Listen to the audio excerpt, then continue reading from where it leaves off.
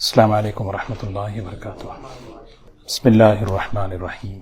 الحمد للہ نحمده ونستغفره ونؤمن به ونتوکل علیہ ونعوذ باللہ من شرور انفسنا ومن سیئات اعمالنا ومن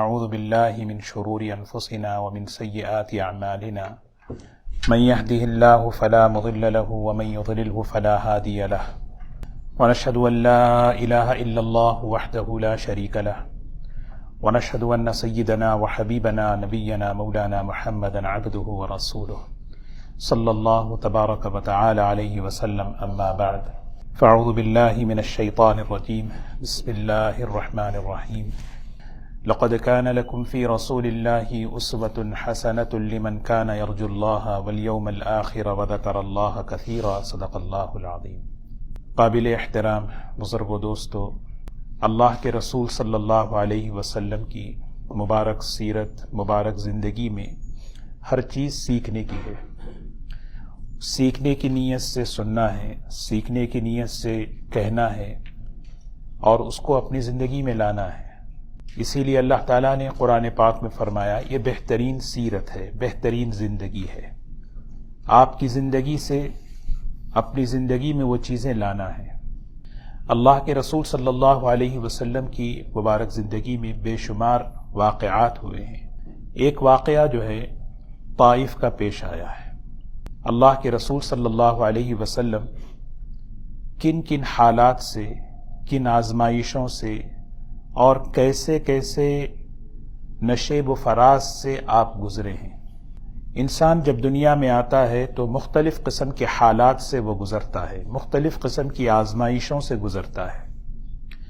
اللہ تعالیٰ نے حضور اکرم صلی اللہ علیہ وسلم کو بے شمار مشقتوں، آزمائشوں اور غموں میں سے اللہ نے گزارا ہے، اور اس میں ایک بہت بڑی مثال ہمارے سامنے طائف کا سفر ہے۔ اللہ کے رسول صلی اللہ علیہ وسلم کی ہمت دیکھیں، آپ کا حوصلہ دیکھیں، آپ کی امید دیکھیں۔ کہتے ہیں نا کہ جب آدمی کے سامنے ایک مقصد ہوتا ہے تو آدمی کسی بھی حال میں، کسی بھی آزمائش میں قدم پیچھے نہیں ہٹاتا۔ مکی زندگی دیکھ لیں، اور خاص طور پر وہ سال جس سال بائیکاٹ ہوا، ابو طالب کا انتقال ہوا، حضرت ختیجہ رضی اللہ تعالی عنہا کا انتقال ہوا، اور اسی سال طائف تشریف لے گئے۔ طائف کے اندر آپ آگے ہی بڑھتے جا رہے ہیں، پیچھے نہیں ہٹ رہے ہیں۔ ایک دعا آپ نے سکھائی ہے جس میں دعا ہے، اے اللہ میرے قدموں کے پیچھے ہٹنے سے، میرے قدموں کے ڈگمگانے سے حفاظت فرما۔ آپ نے کبھی قدم اپنے ڈگمگائے نہیں، آپ نے اپنے قدم پیچھے کبھی نہیں ہٹائے، آپ اللہ کے دین میں آگے بڑھتے رہے۔ اللہ کے رسول صلی اللہ علیہ وسلم، آپ نے دیکھا کہ مکی زندگی میں یہ لوگ تو بات نہیں مان رہے، جن کے دلوں میں سعادت ہے، جن کے دلوں میں نیک بختی تھی، انہوں نے قبول کر لیا۔ ایک امید تھی، آپ جو ہے سوچا کہ اطراف کے جو شہر ہیں ان شہروں میں سے کسی شہر کو میں جاؤں۔ طائف کا آپ نے انتخاب اس لیے کیا کہ آپ کا وہاں رشتہ تھا۔ روایت میں آتا ہے کہ ننیال تھے حضور اکرم صلی اللہ علیہ وسلم، تو ایک امید لے کر اس مبارک سفر میں آپ نے زید بن حارثہ رضی اللہ تعالی عنہ کو منتخب کیا۔ دو آدمی مکہ مکرمہ سے طائف کا سفر کر رہے ہیں۔ آپ میں سے بہت سے نے طائف کا سفر کیا ہوگا، لیکن وہ طائف نہیں ہے جو اس زمانے میں تھا۔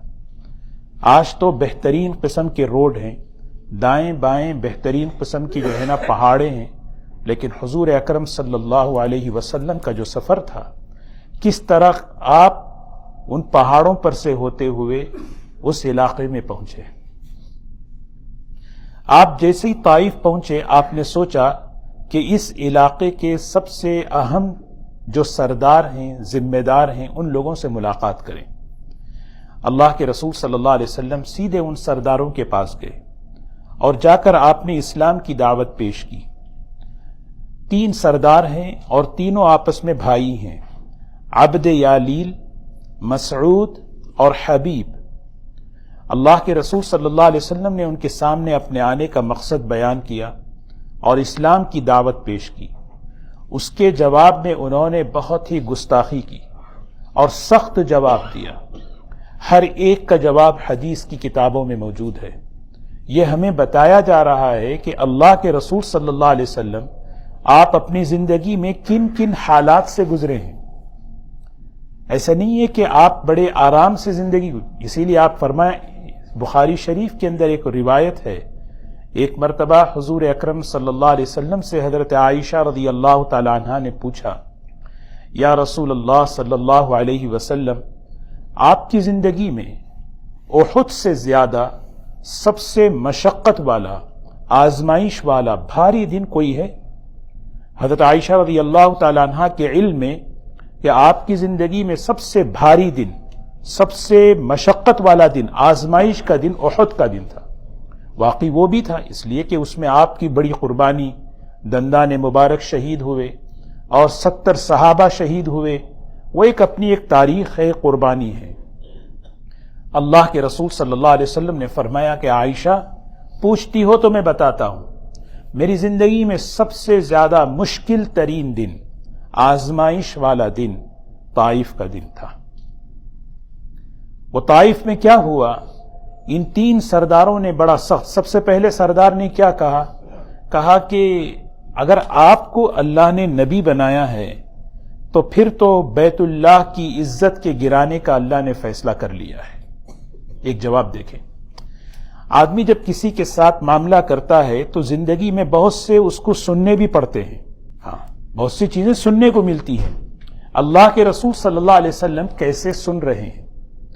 پھر دوسرا، حبیب نے کہا پورے مکے میں آپ کے علاوہ اللہ کو کوئی نہیں ملا نبی بنانے کے لیے۔ سوچیں کس کے ساتھ معاملہ ہو رہا ہے۔ پھر تیسرے نے کہا کہ میں تو آپ کے ساتھ، میں نے قسم کھائی ہے آپ کے ساتھ بات ہی نہیں کروں گا۔ تینوں نے 3 جواب دے دیے۔ ایک امید لے کر اللہ کے رسول صلی اللہ علیہ وسلم طائف تشریف لے گئے۔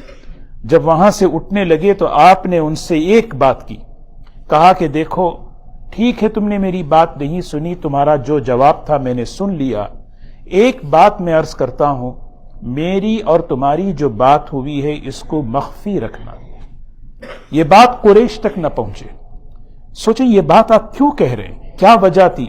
مکے میں اس وقت کیونکہ 2 بڑی شخصیتیں تھیں، ایک حضرت ابو طالب جو سردار کی حیثیت سے، جو آپ کی موجودگی میں کوئی نبی پہ ہاتھ ڈالتا تو سوچنا پڑتا تھا، وہ چلے گئے، دنیا سے رخصت ہو گئے، اب مکے والے جری ہو گئے۔ ہاں اب اس موقع پر جو ہے مکے والے کھل کر آپ کی مخالفت، جب آپ طائف میں ہیں مکے والوں نے کہا کہ آپ کا واپسی میں داخلہ منع ہے۔ سوچیں اللہ کے رسول صلی اللہ علیہ وسلم کو مکے سے باہر کر دیا گیا ہے۔ حضور اکرم صلی اللہ علیہ وسلم نے فرمایا کہ بس میری بات تم یہیں پہ رکھ لو۔ دوستو کہنا بہت آسان ہے لیکن غور سے ذرا سوچیں، ٹھنڈے دماغ سے آدمی سوچ کر فیصلہ کرے کہ اللہ کے رسول صلی اللہ علیہ وسلم کن کن، آج آدمی پر حالات آتے ہیں، آزمائشیں آتی ہیں تو کیا کرتا ہے؟ ہمارا کیا معاملہ ہے؟ اللہ کے رسول صلی اللہ علیہ وسلم جب وہاں سے جانے لگے، ان 3 سرداروں نے طائف کے سارے جتنے غنڈے تھے، اوباش آوارہ قسم کے جو نوجوان تھے، ان کو جمع کیا، جمع کر کے کہا کہ دیکھو 2 لوگ مکے سے آئے ہیں اور یہ تمہارے دین کو بدلنا چاہتے ہیں، ان کو جو ہے یہاں سے نکالو، اور نکالنے کا طریقہ کیا ہے؟ ان کو اتنا مذاق کرو، ان کا اتنا ٹھٹا اڑاؤ اور ان کو اتنا مارو کہ یہاں سے نکل جائیں۔ سیرت کی کتابوں میں لکھا ہے جب حضرت زید حضور اکرم صلی اللہ علیہ وسلم وہاں سے نکلے، یہ سارے جتنے طائف کے جتنے نوجوان آوارہ قسم کے تھے وہ سب آپ کے پیچھے پڑ گئے، یستہزئون و یستسخرون، آپ کا مذاق اڑا رہے ہیں، آپ کا ٹھٹا اڑا رہے ہیں، اور پھر آتا ہے کہ آپ پر پتھر پھینکا جا رہا ہے۔ حیات الصحابہ میں لکھا ہے حضور اکرم صلی اللہ علیہ وسلم جس راستے سے گزرتے وہ نوجوان دونوں طرف قطار بنائے کھڑے ہو گئے، ہر ایک کے ہاتھ میں پتھر ہے۔ روایت میں آتا ہے کہ قدم کے اٹھنے پر ایک پتھر، قدم کے رکھنے پر ایک پتھر۔ سوچیں یہ بات کتنی، ایسا نہیں آدمی ایک پتھر سے 2 پتھر سے خون نہیں نکلتا. اتنی پتھروں کی آپ پر بارش ہوئی کہ اللہ کے رسول صلی اللہ علیہ وسلم بیٹھ گئے, اٹھا نہیں گیا. لیکن وہ لوگ ایسے لوگ تھے, انہوں نے کہا بیٹھے ہوئے آدمی کو نہیں مارنا چاہیے. انہوں نے کہا کہ آپ اٹھیے, ہم چاہتے ہیں کہ آپ جب چلے تو ہم آپ کو مارے. آپ سے چلا نہیں, اٹھا نہیں جا رہا تھا.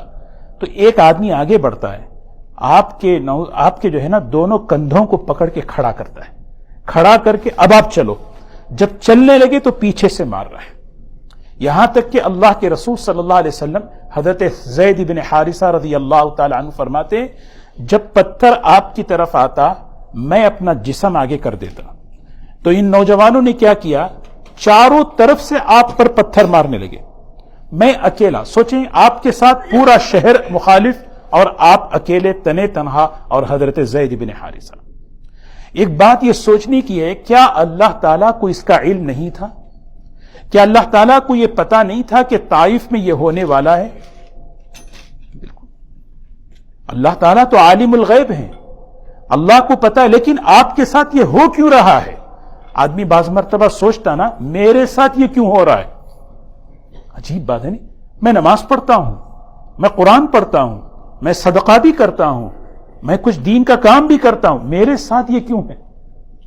میرے ساتھ یہ کیوں ہے؟ یہ اس کا جواب ہے.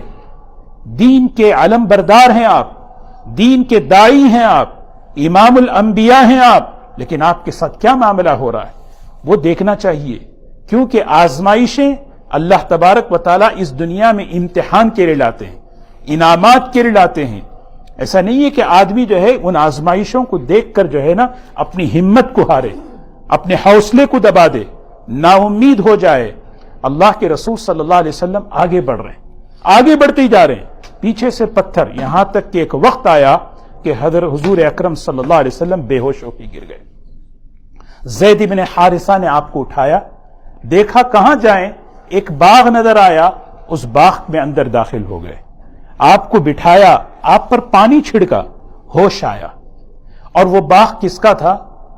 2 بڑے سخت اسلام کے دشمن گزرے ہیں, عتبہ اور شیبہ, ربیعہ کے بیٹے تھے. یہ وہی عتبہ ہے جو بدر کے اندر اس کے ہاتھ میں جو ہے مشرکین کا جھنڈا تھا, پورے اس جنگ کا اس جو ہے نا اس کا چیف تھا.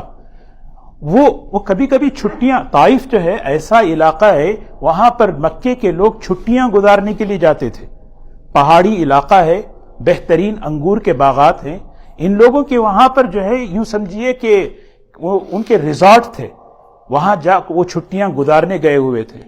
تو عتبہ اور شیبہ جس وقت دیکھا حضور اکرم صلی اللہ علیہ وسلم کو کہ آپ کے جسم مبارک سے خون نکل چکا ہے اور قدموں پہ خون جو ہے نا جم چکا ہے, اس کے دل میں تو اتنی سختی تھی. اس نے اپنے غلام کو بلایا, کہا کہ دیکھو یہ انگور ہیں, اس تشت میں اس طبق میں لے کر ان کے پاس جاؤ اور ان سے کہنا کہ رشتہ داری کا واسطہ ہے, انگور کھا لیں, ہم اپنی رشتہ داری کا واسطہ دیتے ہیں. حضور اکرم صلی اللہ علیہ وسلم نے انگور اٹھایا, انگور جیسے اٹھایا بسم اللہ بول, جیسے ہی بسم اللہ کہا, وہ جو غلام تھے وہ عداس تھے, انہوں نے تعجب سے آپ کو دیکھا. حضور اکرم صلی اللہ علیہ وسلم نے دیکھا, کیا بات ہے؟ کہا آپ نے یہ جو جملہ کہا بسم اللہ, یہ اس پر مجھے تعجب ہو رہا ہے. فرمایا تم کہاں کے ہو؟ وہ عداس کہتا ہے کہ میں نینوا کا ہوں. اچھا نینوا جو حضرت یونس علیہ السلام, آپ کیسے جانتے ہیں؟ کہا وہ میرے بھائی ہیں نبی, ہم سب آپس میں بھائی ہیں نبوت کے اعتبار سے. حضور اکرم صلی اللہ علیہ وسلم اس سے جب بات چیت کر رہے تھے, اپنا زخم, اپنا خون, اپنا سب کچھ بھول گئے.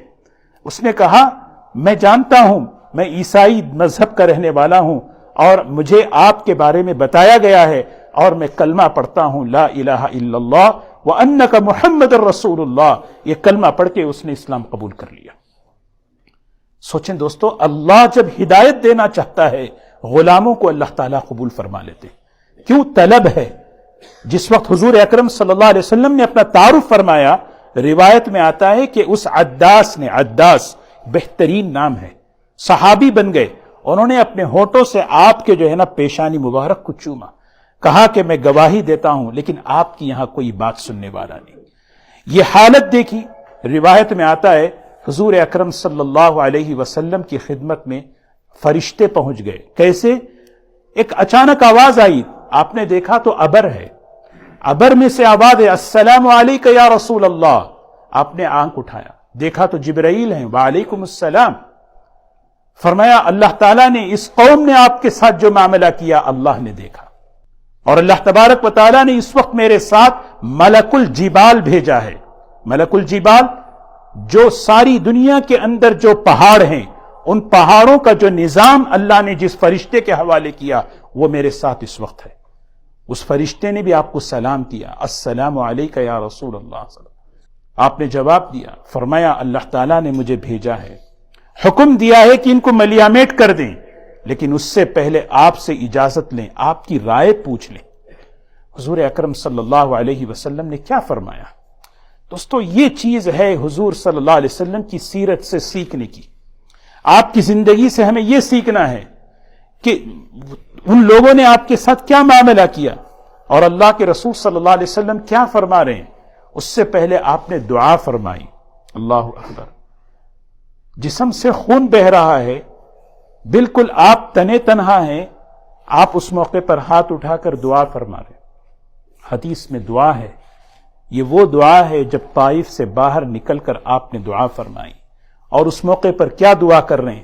اللہم اشکو الیک ضعف قوتی وقلت حیلتی وہوانی علی الناس یا ارحم الراحمین وانت رب المستضعفین انت ربی الی من تکلنی الی عدو. اللہ سوچیں, ایک دعا دیکھیں, اے اللہ اللہم اشکو الیک ضعف قوتی. واقعہ بڑا واقعہ نہیں ہے یہ, جیسے میں نے عرض کیا, آپ کی زندگی سے ہر چیز سیکھنے کی نیت سے ہمیں سننا ہے, پڑھنا ہے. کیا بتایا جا رہا ہے؟ رکاوٹ کہاں سے آ رہی ہے؟ رکاوٹ طائف والوں سے آئی, مان وہ نہیں رہے ہیں, اور اللہ کے رسول صلی اللہ علیہ وسلم دعا کیا کر رہے ہیں؟ اے اللہ میں اپنی کمزوری, اپنی بے بسی کی تجھ سے فریاد کرتا ہوں. اشکو الیک ضعف قوتی, اے اللہ مجھے شکایت, میں شکایت ان کی نہیں کر رہا. آدمی سوچے میں ان کی شکایت نہیں کر رہا, میں شکایت اپنے آپ کی کر رہا ہوں. مسئلہ میرا ہے. وقلت حیلتی, میرے پاس تدبیر ایسی نہیں ہے میں صحیح طریقے سے دعوت پیش کر سکوں. سبحان اللہ. ایک آدمی بات کو رد کر رہا ہے, بات سن نہیں رہا ہے, گستاخی سے جواب دے رہا ہے, اور آپ کہہ رہے ہیں قلت حیلتی. حیلہ کہتے ہیں تدبیر, وہ تدبیریں میرے پاس ٹھیک نہیں, میں کمزور ہوں. وہوانی علی الناس, اے اللہ ان لوگوں نے مجھے پہچانا نہیں ہے, ان لوگوں نے مجھے ذلیل کر دیا, میرا ٹھٹا اڑایا, میرا مذاق اڑایا. وہوانی علی الناس, اگر یہ مجھے جانتے, یہ میں نبی ہوں, میرے ساتھ کبھی ایسا نہیں کرتے. اللہ اکبر. یہ سکھا رہے ہیں آپ کہ زندگی کے اندر حالات آئیں. دوستو انسان کتنے ہی آزمائشوں میں, مشقتوں میں, مصیبتوں میں اپنی زندگی میں آ جائے, وہ شکر کے ساتھ زندگی گزارے, شکایتوں کے ساتھ زندگی نہ گزارے. آپ کی پوری سیرت آپ اٹھا کر دیکھیں, آپ ہمیشہ شکر کے مزاج کے ساتھ چلیں. جب آدمی شکر کے ساتھ چلتا ہے زندگی آسان ہوتی ہے, کام آسان ہوتا ہے, اس کے تمام مرحلے آسان ہوتے ہیں. شکایتیں تو آدمی کو اور مسائل بڑھاتے ہیں. ہاں البتہ شکایت ہو تو کس کے سامنے کریں؟ مخلوق کے سامنے شکایت نہ کریں. آپ نے زید ابن حارثہ کو بھی نہیں کہا زید انہوں نے دیکھو میرے ساتھ کیا کر دیا. مخلوق کے ہاتھ میں کچھ نہیں ہے, اللہ کے ہاتھ میں ہے. آپ نے کیا سورہ یوسف کے اندر حضرت یعقوب علیہ السلام کا جملہ سنایا, انما اشکو بثی وحزنی الی اللہ. میں اپنی شکایت, میں اپنا غم, میں اپنا دکھ اللہ کے سامنے پیش کرتا ہوں. مخلوق کے سامنے پیش کرنے سے کیا ملے گا؟ مخلوق کچھ نہیں کر سکتی. انما اشکو بثی وحزنی الی اللہ. انسان کے پاس غم ہے, انسان مختلف غموں سے گزر رہا ہے, اس کا مداوع کیا ہے؟ انسان مختلف آزمائشوں سے گزر رہا ہے.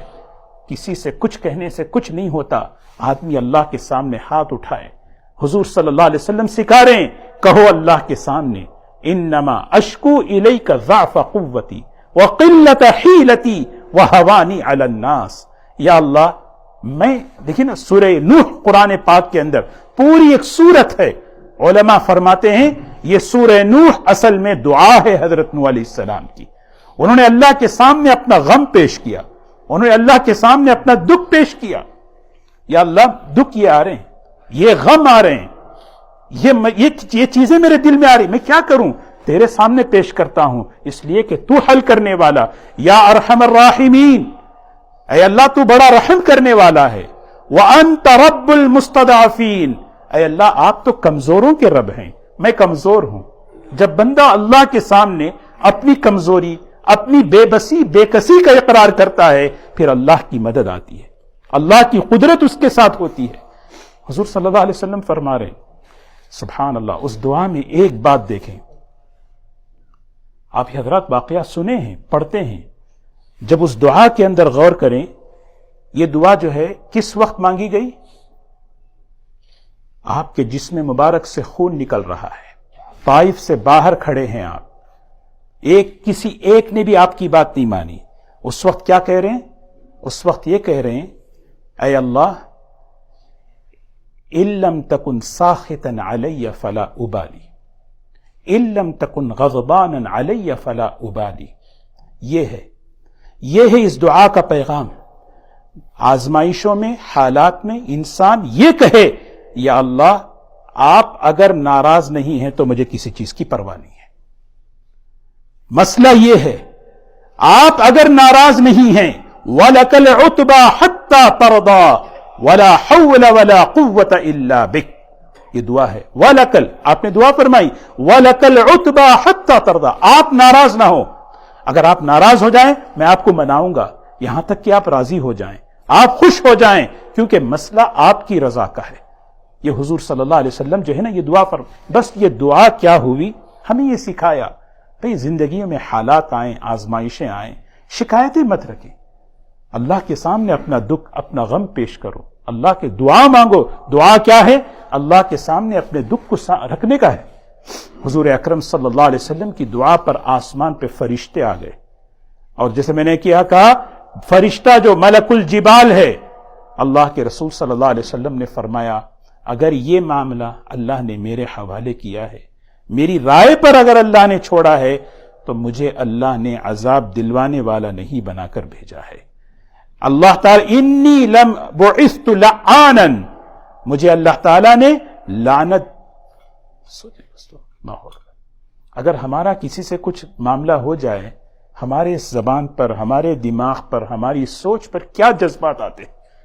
حضور اکرم صلی اللہ علیہ وسلم، اللہ تعالیٰ آپ کی شان رحمت کو، آپ کی شان رحیمی کو، آپ کے معاف کرنے کی شان کو، آپ کی برداشت کو اللہ بتانا چاہتے ہیں. دیکھو یہ وہ نبی ہیں، ان کی رحمت للعالمینی دیکھو، ان کی شان رحمت دیکھو. اللہ کے رسول صلی اللہ علیہ وسلم نے فرمایا مجھے اللہ سے امید ہے. سبحان اللہ، یہ ہے امید.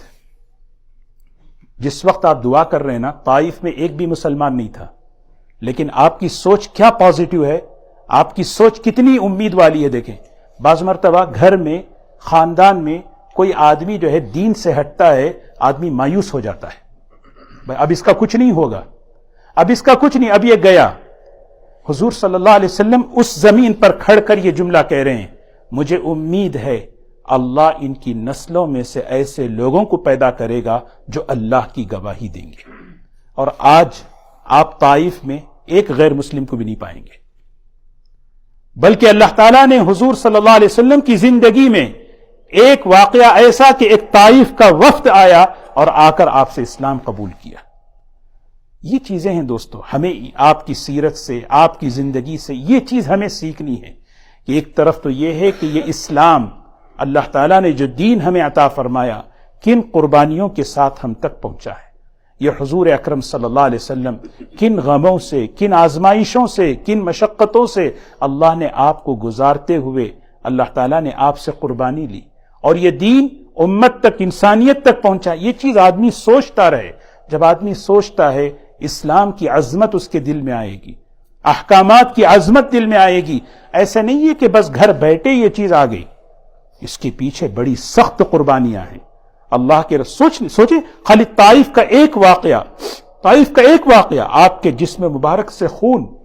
سوچیں، آپ کو برا بھلا کہنا، آپ کا ٹھٹا اڑانا، آپ کا جب آپ وہاں سے نکلے مکہ بند ہے آپ کے لیے، کیا کریں؟